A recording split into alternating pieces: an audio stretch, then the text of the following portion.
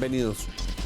Wilton Orrego fue el funcionario que había sido contratista de parques naturales, asesinado como todos los asesinatos de manera repudiable, cobarde, porque tenía una tarea en una zona que está siendo disputada a sangre y fuego por mafias, por criminales, por delincuentes armados. Pero Wilton Orrego es solo uno de muchos, no sabemos con precisión cuántos, pero de muchos funcionarios valientes y abnegados que aman la naturaleza de los parques nacionales naturales y que han ido cayendo en un largo conflicto de manos de quienes han querido apropiarse del territorio de los parques. La Fundación Conservación y Desarrollo Sostenible, su director Rodrigo Botero, la abogada ambientalista Eugenia Ponce de León, han venido liderando un proceso para que parques naturales y sus funcionarios se constituyan como víctimas ante la JEP. Y es que nuestros parques han sido víctimas del conflicto y han sido objeto del conflicto y han sido materia de esta lucha brutal por el territorio en Colombia. Y la gente de parques ha caído en este conflicto. Me da mucho gusto saludarlos. Las mujeres primero, doctora Eugenia, bienvenida. Muchas gracias, doctor Juan, por su invitación. Un gusto tenerla aquí.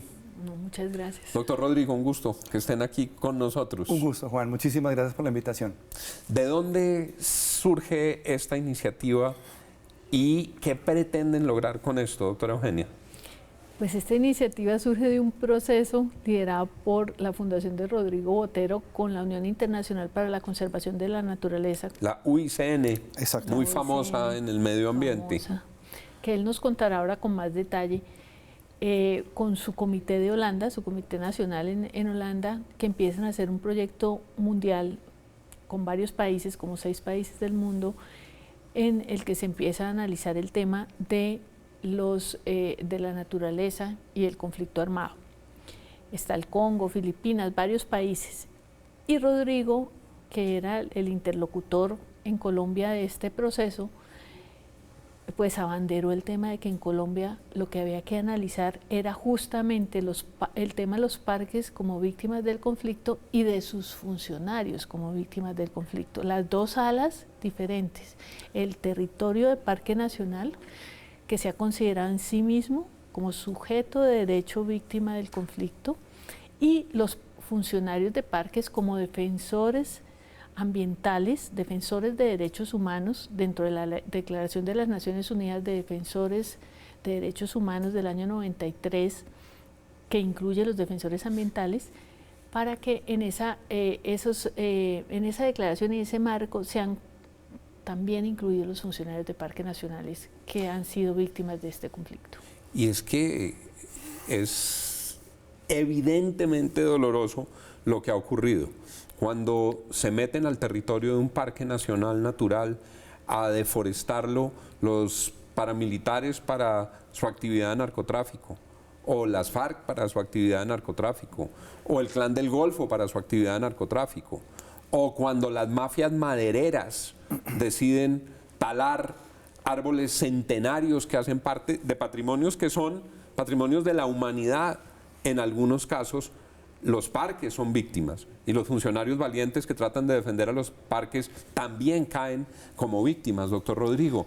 Parecería que en ese enfoque de la JEP deberían caber los parques en esa condición. Deberían caber, es cierto. Hay una diferencia en lo que me señalaba ahorita Eugenia con respecto a los demás países que hacen parte de ese proceso. Aquí están casos de Indonesia, el Congo, Filipinas, Perú y Colombia. En todos los demás casos, lo que salió más relevante fue la defensa de defensores civiles del ambiente. Y está muy bien, digámoslo, en cada uno de esos casos eso es importante relevarlo. En el caso colombiano hay una diferencia importante y es el reconocimiento constitucional que hay del papel de las áreas protegidas, ¿cierto?, de los parques nacionales y sus funcionarios como un soporte de los derechos fundamentales de la nación. Eso no lo existe en el resto del mundo. Correcto. Y es allí en donde está la oportunidad. Eugenia Ponce hace un análisis de lo que nos brinda la oportunidad del Acuerdo de Paz y de la JEP y dice, este es el momento para decir, recojamos lo que ha sido este proceso, pongámoslo allí, pero además miremos hacia adelante para que no haya una revictimización. Nuestro mayor interés es dar una señal de alerta de que este proceso no se vuelva a dar porque puede haber una revictimización.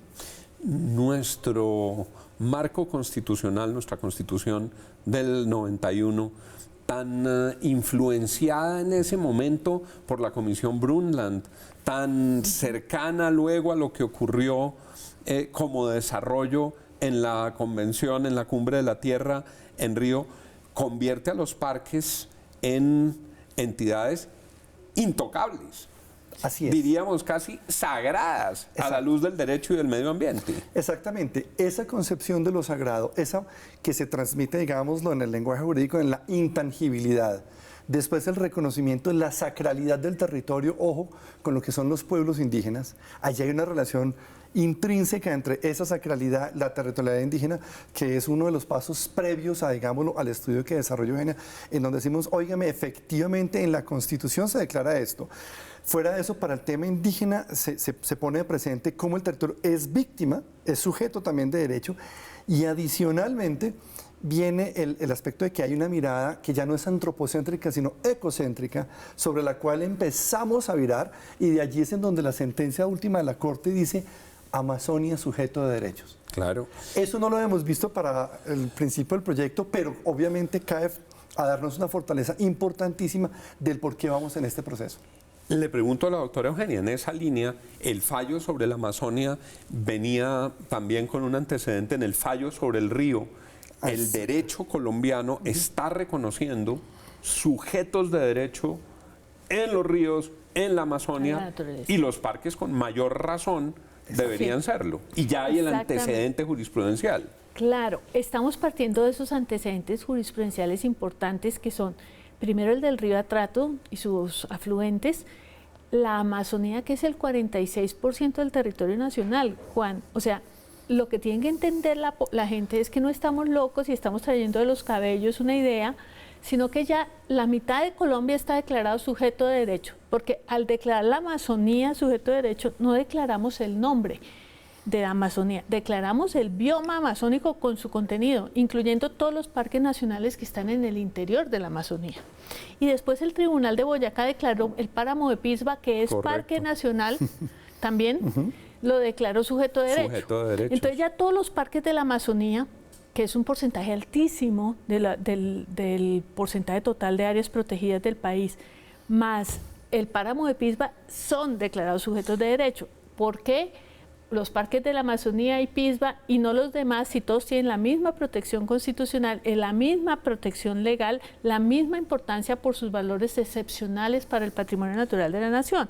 Entonces lo que estamos diciendo es, hagamos extensivo este reconocimiento de sujeto de derecho que se ha hecho a los parques ya de la Amazonía y a Pisba, a los demás parques para actuar ante la JEP, pero además declárelo víctima, sujeto de derecho con visión ecocéntrica, pero además víctima. ¿Por pero qué? además para que sean reparados.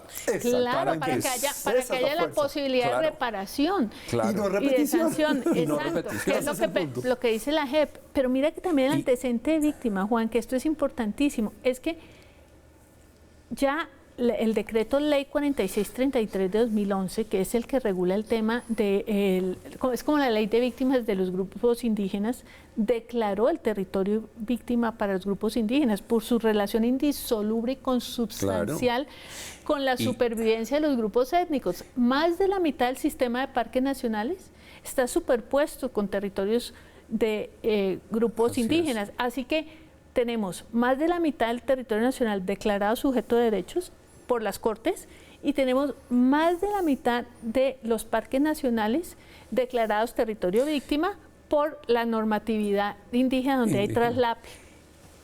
Tenemos que dar todos los colombianos una batalla por nuestros parques, son nuestro tesoro. Colombia es una potencia ambiental. Colombia es el país más biodiverso del mundo por kilómetro cuadrado y esa biodiversidad está en nuestros parques. Y realmente en el centro del conflicto han estado los parques. Mencionábamos, Rodrigo, al comienzo el daño que hicieron los paramilitares, el daño que hicieron los de las FARC, pero también el ejército en momentos en los que tenían que montar el batallón de alta montaña. Entonces, los batallones de alta montaña se montaron en nuestros parques. Yo recuerdo, esa fue una batalla que me tocó a mí como ministro. Páramos y parques. Sí. Y era, pues, el ejército cumpliendo el mandato de seguridad, pero dónde montaban el batallón de alta montaña y dónde se afectaba la naturaleza en nuestros parques. Luego hubo, por supuesto, una serie de protocolos para protegerlos, pero esa es la importancia de que se aprenda, conozcamos la verdad, pero se reparen los parques y lo que usted decía, y no se repita esta tragedia. Hay algo que es importante señalar. Hoy en día, casi un 15% del territorio nacional continental, óigase la cifra, 15% está en categoría de parque nacional. Eso es súper importante tenerlo aquí. Rodrigo dice el territorio continental porque es que nosotros tenemos los parques en el mar. Nosotros tenemos las Islas del Rosario, tenemos Malpelo, Gorgona. tenemos Gorgona. Así es. Corales de profundidad. Esto no ocurre solamente en Colombia y es la inversión un poco de lo que es el territorio destinado a la protección de la biodiversidad, a la protección de las áreas que tienen mayores valores en servicios ecosistémicos, es en donde existe la menor inversión del Estado. Eso no ocurre solamente en Colombia, el caso colombiano puede ser sí de los más agudos, pero viene otro asunto y es en las últimas 2 décadas, por lo menos en lo que yo conozco para todo el sistema de áreas protegidas en América Latina, lo que sí hay es una presión cada vez más constante sobre las áreas, porque tienen recursos estratégicos.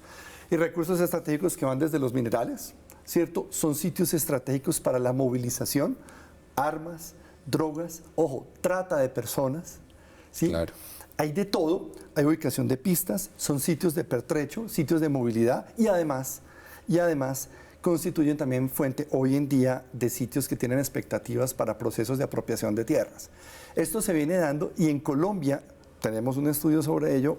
Desafortunadamente en los últimos 4 años hay un proceso exponencial en que va creciendo la presión de nuevo sobre los parques nacionales y esto coincide también con un poco con el repliegue de un actor territorial que tenía una gran presencia y un poder y esa salida desafortunadamente no ha sido bien acompasada también por la presencia del Estado. No, y se fueron los de las FARC y llegaron otros actores con el mismo espíritu depredador a ejercer el control del territorio y en otras, y yo lo digo con respeto y advirtiendo por supuesto que son 2 fenómenos distintos, cuando se recupera la seguridad en una zona, entonces llega por ejemplo la industria petrolera a decir, no, pero es que en ese parque hay unos pozos maravillosos, entonces déjenos hacer aunque sea la sísmica o la exploración. Tal cual.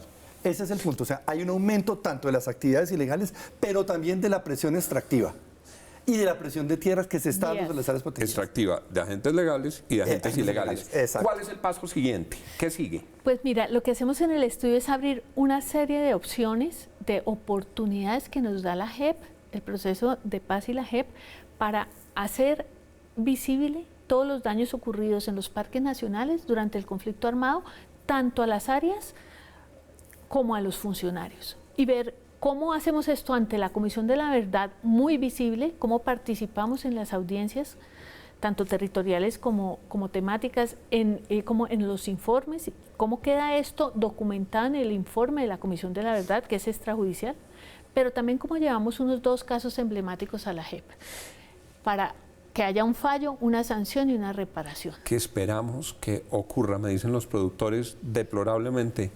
Rodrigo, Eugenia, que se nos ha agotado el tiempo. Yo termino con una confesión.